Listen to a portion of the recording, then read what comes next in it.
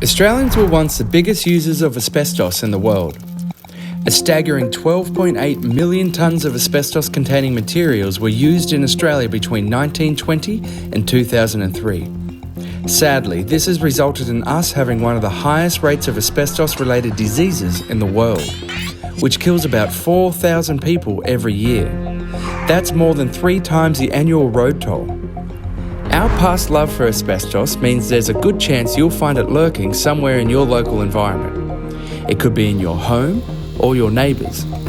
Asbestos is still present in millions of Australian homes and can be easily disturbed if you're renovating.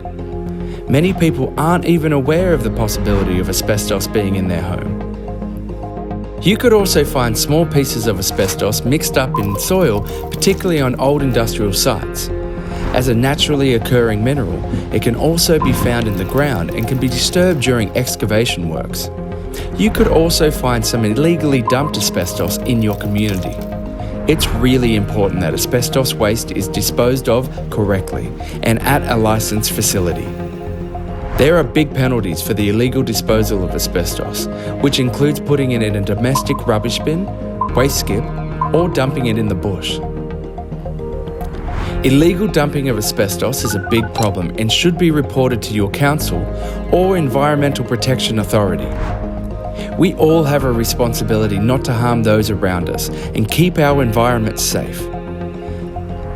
There's lots of places you can go for help and advice, including our website, www.asbestossafety.gov.au.